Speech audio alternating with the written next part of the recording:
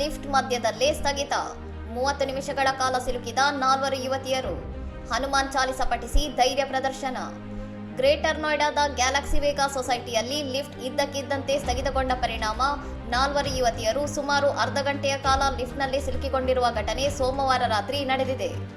Lift ಮಧ್ಯದಲ್ಲಿ ಸ್ಥಗಿತಗೊಂಡು ಕತ್ತಲೆ ಆವರಿಸಿದಾಗ ಭಯಭೀತರಾಗದ ಯುವತಿಯರು ಆತಂಕವನ್ನು ನಿವಾರಿಸಿಕೊಳ್ಳಲು ಒಳಗೆ ಕುಳಿತು ನಿರಂತರವಾಗಿ ಹನುಮಾನ್ ಚಾಲಿಸ ಪಠಿಸಿದ್ದಾರೆ.